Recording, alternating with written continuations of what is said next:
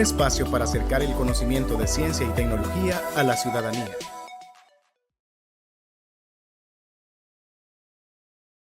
¿Qué tal? ¿Cómo están, amigos? Sean bienvenidos a su espacio Ciencia en Acción del Consejo Nacional de Ciencia y Tecnología de El Salvador. Mi nombre es Wilber Monterrosa y hoy hablaremos del impacto de los plásticos en la salud humana.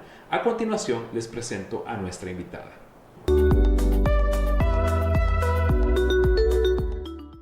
Ella es Luz Olivia Bernal Regalado. Es doctora en medicina, docente investigadora y es parte de la Universidad Salvadoreña Alberto Masferrer como docente en fisiología y farmacología médica. Además, se enfoca en la importancia del estado nutricional de la niñez en su desarrollo cognitivo. Asimismo, trabaja con la educación alimentaria de padres y cuidadores que promueven estilos de vida saludables en niños. Bienvenida, doctora Luz Olivia Bernal, investigadora de la Universidad Salvadoreña Alberto Masferrer. Muchísimas gracias por hacer tiempo para estar con nosotros en este espacio. Bueno, agradecida con ustedes también porque nos abren el espacio para que nosotros podamos comunicar cuáles son los resultados de nuestras investigaciones.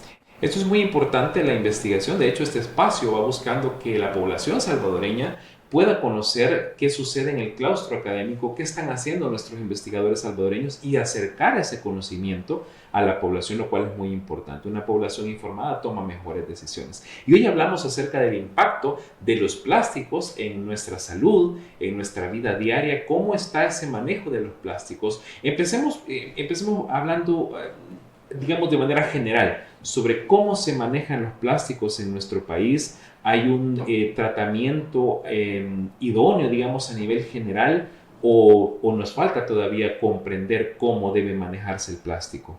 Fíjese que el problema de los plásticos es una cuestión bien complicada. Primero porque en general nosotros todos creo que usamos plásticos. Usted ve en su entorno, en su casa, en su trabajo, en cualquier parte, por todos lados hay plástico. Y se vuelve un problema grave porque no sabemos cómo tratarlos, ¿verdad? Porque a pesar de las campañas que se hacen de reusa, reutiliza y esto, pareciera que no están dando resultados. La gente sigue usando plásticos de cualquier tipo cuando van a hacer una celebración, que usamos desechables, cuando estamos tomando agüita, para cualquier cosa es un plástico. Incluso cuando usted va a una piñata, el montón de dulces y ese papel de dulces es plástico, ¿verdad? Entonces vemos plásticos por todos lados y lo que estamos viendo es que realmente no hay una conciencia ecológica de ver que estos plásticos están dañando nuestra salud y que no se está haciendo mayor cosa por controlar ese uso. ¿Hay entonces una contaminación, un impacto ambiental desde la creación del plástico hasta el uso desechable del mismo? ¿Es así o me equivoco? Así es, efectivamente. Ahorita estamos manejando este concepto que es microplásticos. Son plásticos que miden menos de 5 milímetros. Los microplásticos provienen de dos fuentes. Una, la fuente primaria, que es de la fabricación de plásticos, y la fuente secundaria es de lo que la gente, del plástico que la gente ha desechado, que lo tira en las playas, en las alcantarillas, en cualquier parte. Entonces esas partículas no es el problema no es el plástico como tal de las botellas de lo que estamos viendo, pues, sino el microplástico, porque esas partículas de plástico que no se logran ver fácilmente con solo viéndolas, necesitan un microscopio y otros aparatos más complicados. Esas partículas están no solo contaminando el medio ambiente, sino dañando la salud de la población, ¿verdad? Antes de entrar en ese punto de los microplásticos, es importante porque creo que todos hemos visto en las noticias internacionales cómo el plástico ya está invadiendo el océano, nuestros mantos acuíferos, los cuerpos de agua distintos, y cómo también la quema de plástico incluso está dañando la calidad del aire que respiramos. Sí, fíjese que hay tres vías principales por las que los microplásticos pueden dañar la salud de las personas. Primero, la vía inhalatoria. Okay. Lo que hay, los microplásticos que hay en el ambiente y que usted los está respirando sin darse cuenta prácticamente. Luego está la vía oral, digamos, que es lo que usted consume. Y más adelante quizá vamos a reparar más en esto, porque es más importante, es todo lo que usted come o todo lo que usted ingiere y que viene ya contaminado con microplástico. Ya hay partículas de microplástico. Ya hay partículas de plástico ahí metidas. Y finalmente es la vía dérmica, o sea, el plástico que llega a través de su piel. Cuando se usa, por ejemplo, ropa que es de poliéster, el poliéster es un tipo de plástico. Y ahí esta ropa tiende a ser más barata porque la fabricación no se invierte mucho. Entonces, tendemos a comprar más esa ropa que es barata, que es de poliéster. La usamos, incluso también la ropa que los jóvenes usan para la moda. Viene una moda de un color X, la usan durante un mes y luego la desechan. Toda esa ropa está contaminada, está hecha con base de plástico y esa está en contacto con su piel, que en algún momento puede dañar o atravesar la barrera de la piel y dañar su salud. Interesante, porque de repente podemos tener alguna afección y no nos imaginamos, o estaría en el último lugar del pensamiento, creer que es proveniente del plástico que tenemos en nuestro ambiente. Así es. Y fíjese que también es importante saber que hay diferentes tipos de plástico.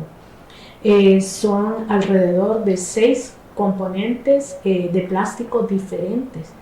Y nosotros tenemos que tener también esa cultura, esa educación de saber qué tipo de plástico es el que estamos usando.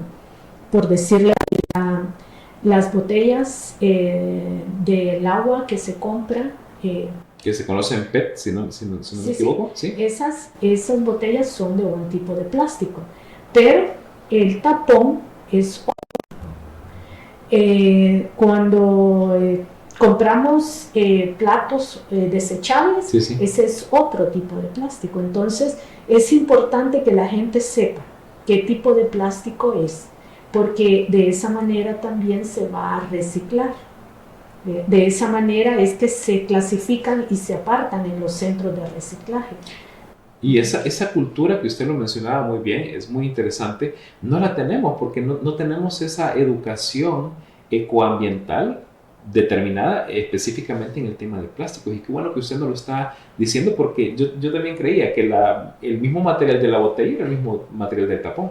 No, y es importante, le digo, conocerlo y saber de este tema de los microplásticos, porque, por ejemplo, cuando usted abre una botella de agua, cuando usted, el tapón, cuando usted gira el tapón, ahí se liberaron partículas de microplástico en el agua y usted consume esa agua y ahí va el microplástico, que entra a su estómago, a su intestino. Y en las últimas investigaciones, en las más recientes que se han hecho en el año pasado y en este año, ya se encontraron partículas de microplástico en heces humanas. Y también se han encontrado partículas de microplástico incluso en la placenta humana. Entonces, estamos viendo que ya desde la concepción, ya el niño probablemente venga contaminado con esto. Realmente, como este es un tema muy extenso, no hay todavía muchas investigaciones hechas en humanos. La mayor parte de las investigaciones han sido hechas en ratas y en ratones, pero en ellos también se encontraron las partículas, estas que le menciono. Y luego, lo que vemos a simple vista, ¿verdad? Todos hemos visto un pescado que vino a la playa y adentro venía la fotografía que adentro venía una tarjeta de crédito adentro del pez. Entonces hemos visto, impactante, hemos visto las tortugas con los pedazos de plástico enrollados en su cuello. O sea, es lo que vemos, el problema es lo que no vemos. Porque cuando usted ingiere una partícula o cualquier cuerpo extraño adentro de su organismo, el organismo reacciona, activa su mecanismo de defensa y reacciona de alguna manera. La forma más común de reaccionar es generando moco alrededor de ese cuerpo extraño. Okay. ¿Verdad? Y esa es probablemente una de las explicaciones por las que hay tantos tipos de cánceres actualmente. De hecho, en el año 2023, la Organización Mundial de la Salud ha tirado una alerta de que el PVC, que es un tipo de plástico, el PVC es productor de cáncer de hígado y cáncer de próstata. Pero ¿cómo es que lo estamos consumiendo? ¿Verdad? Eso es lo importante en lo que hay que hacer, en lo que hay que reparar.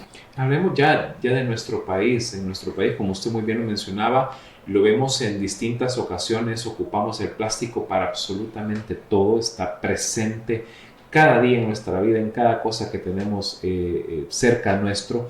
¿Qué falta realmente por, primero, obviamente, educarnos? Creo yo que sería interesante saber eso y luego vamos profundizando en el tema de la investigación. Pero empecemos por la parte de la educación, de conocer para los salvadoreños cómo manejar el plástico.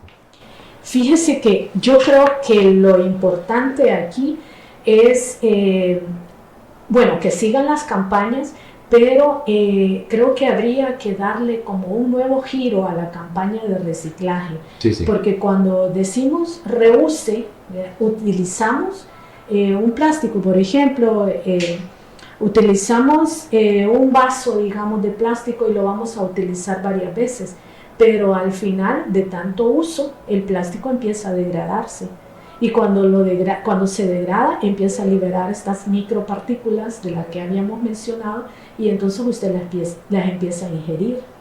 Entonces vemos que la solución no es tanto reusar, sino dejar de usar tanto plástico. Si vamos a hacer una celebración en la oficina de que alguien está cumpliendo años, llevemos nuestros propios utensilios, pues, nuestro propio plato, vaso, etc. Esa es una de las cosas, ¿verdad? Que hay que reformular estas campañas que se hacen para protección del medio ambiente. La otra es que la gente debería de estar informada de cada una de estos temas. Por eso es importante esta actividad que ustedes están haciendo, para que la gente se reconozca a dónde está el problema y cómo hacerlo, y luego cómo resolverlo. Y luego también las instituciones de nivel superior, a través de sus investigaciones, las investigaciones que hacen dentro de ellos, deberían de ser también de problemas que afectan al país, específicamente como este medioambiental, y esas investigaciones no tienen ningún sentido que yo hago una investigación y la leen otros investigadores, otros científicos. Claro. Hay algo que se llama ciencia abierta y hay que hacerlo. Los investigadores tenemos que mostrar los resultados de nuestras investigaciones a la población, porque ellos son los que al final son los afectados si desconocen este tipo de temas.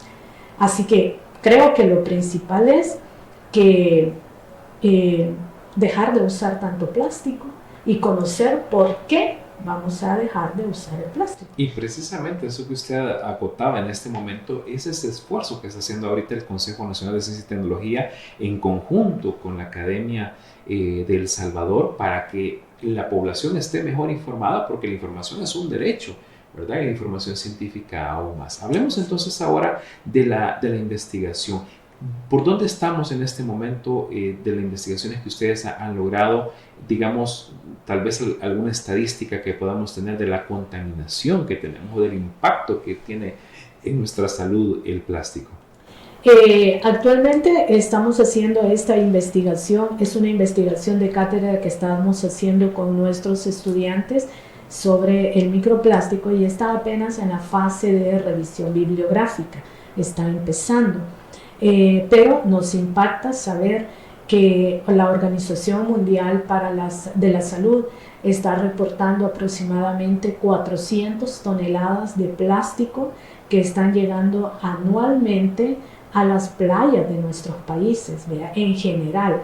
La mayor parte de los estudios que se han hecho sobre plástico, las investigaciones de campo, están hechas en Europa y algunas en Asia, pero en nuestros países latinoamericanos prácticamente no hay mucha información sobre nosotros. Hay una que es la que se realizó el año pasado también en Brasil, y es donde se demostró que hay plástico en heces humanas, que es lo que le comentaba. Pero a nivel latinoamericano es muy poco. Por eso es que es importante seguir investigando este tema tan importante, ver por qué hay tanto cáncer, por qué hay tantas lesiones en la piel, de dónde proceden. Y realmente no sabemos qué tanto daño le puede hacer a la salud, porque las investigaciones en humanos son restringidas. Ok. Sin embargo, pues no somos ajenos. De repente en nuestro país hemos visto con las tormentas relativamente recientes cuántas toneladas de basura y particularmente de plástico van a parar a nuestras playas. Eso daña los ecosistemas. Y lo importante acá también, doctora, no me dejará mentir, que es importante que hagamos conciencia que esto no es responsabilidad de una institución, de un organismo, es una responsabilidad de cada uno de nosotros, porque nosotros estamos utilizando el plástico. De cada uno, así es.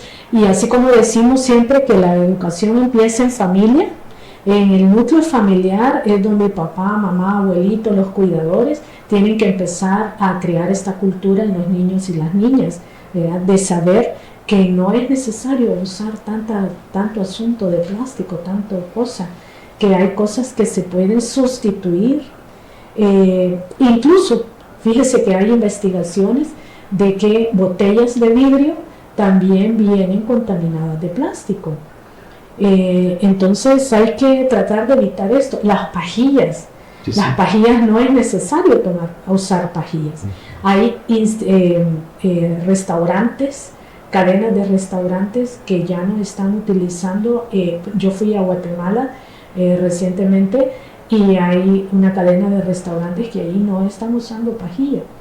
Y a nosotros nos extrañó cuando nos sirvieron, mire, ¿y la pajilla? Pues, no, nosotros ya no usamos. Y bueno, qué bueno, ¿verdad? Ese es un pasito, pero es importante. Un pasito importante, porque para todo, hasta pedimos un fresco en bolsa y nos lo amarran con una pajilla. Y la pajilla ni la usamos, sino que la tiramos al basurero. Entonces, desde la familia, los cuidadores de los niños y niñas tienen que empezar a formar esta cultura. Ahora que probablemente todavía hay tiempo, no sabemos cómo están, pero eso más. Y en honor a la investigación y al conocimiento científico, yo he visto en algunos plásticos que dicen este material es biodegradable. Hablemos de ese proceso de degradación, porque al parecer yo leo eso y a priori yo digo, bueno, entonces esto es amigable con el medio ambiente, lo puedo tirar y pues se va a degradar y no va a afectar tanto. Porque puede pasar que nuestra población comprenda también eso. Así es. Fíjense que según las investigaciones, un plástico normal, porque le digo que hay 6 tipos de plásticos, ¿verdad? Con diferentes nombres: el poliestireno, el etileno, que es el más frecuente, las blusas que se hacen con poliéster, etcétera. Pero no importa si es hay un plástico de alta densidad y hay un plástico de baja densidad. ¿Cuál es la diferencia? Uno es más duro, digamos, y el otro es más blando, ¿verdad? Ese que es más duro, según las investigaciones, se puede tardar hasta 400 años en degradarse. 400 años, wow. No lo vamos a ver jamás nosotros. Y el otro, que es el plástico más blando, y que se ha comercializado como biodegradable, tarda menos en degradarse, pero el problema es que va a parar todo al mar. Y además de eso, también hay una cadena de supermercados que empezó a dar bolsas biodegradables, pero ¿qué es lo que sucede? Las bolsas se hacen en pedacitos en un par de semanas y esas se convierten en microplásticos, que es lo que yo le decía, es un plástico que no vemos porque ya no está la bolsa, pero se convirtió en microplástico y ese no se biodegrada. Y lo podemos ingerir. Y lo ingerimos y lo inhalamos. Ese es el problema. Entonces al final no es tanto la biodegradación, porque al final siempre se termina convirtiendo en microplástico. Perfecto. ¿Qué medidas entonces podemos tomar la ciudadanía que va a ver este material audiovisual? ¿Con qué cosas pequeñas yo puedo empezar a hacer la transformación desde casa respecto del uso de los plásticos? Bueno, las primeras medidas que debería de tomar la población sería empezar a tener la cultura de no usar ese plástico, de tratar de sustituirlo por otros recipientes que pudieran ser en este caso de vidrio, y de no usar, de no tirar nada a la basura indiscriminadamente o en las cunetas. Es muy frecuente que veamos gente que va tomando fresco y lo tira por la ventana, todavía se da. Vemos también en la calle que hay muchos negocios que están en la calle y la basura la tiran en las cunetas. Todo ese es el plástico que se va acumulando. Entonces tenemos que saber que el plástico debe de clasificarse. Aunque no sepamos qué tipo de plástico es, pero por lo menos hacer en casa una bolsa con la basura común y otra bolsa con la basura que es solo de plástico. Okay. Igual en las instituciones educativas. Los docentes son los encargados también de implementar este tipo de medidas, ¿verdad?, para evitar tanta contaminación. Y también los tomadores de decisiones, que son los que tienen que legislar de manera que que haya más regulación del uso de plásticos y que realmente se cumpla, pues. Es importante eso que usted mencionaba, porque el proceso general del uso y el manejo del plástico no solo lo estamos haciendo todo porque es un recurso del cual echamos mano para nuestra vida diaria, pero también entender cómo el tratamiento que le damos al final se revierte y puede afectar y ya está afectando nuestra salud. Es importante eso. También quiero rescatar la parte de la degradación. Cuando vemos que en un plástico dice biodegradable, el problema no es que sea degradable, el problema es cuánto tiempo tarda. ¿Cuánto tiempo? Porque le digo, el plástico duro se tarda hasta 400 años. El plástico blando, digámosle blando, Sí. El plástico blando, que es el de baja densidad, puede tardarse menos tiempo, digamos que se tarde meses o semanas, pero al final no termina degradándose por completo, sino convirtiéndose en microplástico. Hay otro problema también que es importante tomarlo en cuenta. Cuando llega todo este plástico, ya sea a las playas, al mar, si permanece mucho tiempo allí, como vemos en las playas tirado todo, se pueden contaminar de bacterias. Y hay una investigación que se hizo en Tailandia, en Alemania y en Madrid, donde encontraron que las bacterias estaban adheridas al plástico y estaban reproduciéndose ahí estaban reproduciéndose. Entonces ese plástico que llega al mar contamina a los peces. Cuando nosotros ingerimos comida, cuando nosotros ingerimos mariscos, peces, etcétera, no solo estamos ingiriendo los microplásticos, sino también esas bacterias patógenas. Interesante. Y es importante también que vamos a tener sin duda una nueva ocasión, doctora, para profundizar en un tema sumamente amplio, sí, para ver ya los efectos puntuales en la salud respiratoria, en la salud gastrointestinal, por ejemplo, cómo esto está afectando. Me gustaría invitarla para una siguiente oportunidad, para que tengamos esta profundidad y poco a poco que nuestra población salvadoreña podamos, mejor dicho, irnos formando, educando y ver que estos temas que están ahí a diario conllevan ciencia, tienen un proceso y del cual todos debemos aprender para pues tomar mejores decisiones, como usted lo decía muy bien al principio. Así es, así es. Con gusto, ¿verdad? Estamos pendientes. Perfecto. Bueno, llegamos ya a la parte final de nuestro espacio de Ciencia en Acción. Doctora Bernal, muchísimas gracias por este espacio que usted nos ha brindado en su apretada agenda y pues esperamos en una nueva ocasión contar con su presencia. Bueno. Una recomendación para nuestra población, por favor. Muchas gracias a todos ustedes por habernos escuchado, por haber puesto atención a este podcast y esperamos que tomen conciencia de que el uso del plástico daña nuestra salud y que está en nuestras manos evitar que esto se haga una situación más complicada, más grave, principalmente en los niños y en las niñas. Muchísimas gracias, doctora Bernal. Este ha sido su espacio Ciencia en Acción. Yo soy Wilber Monterrosa. Los espero en una futura emisión. Gracias.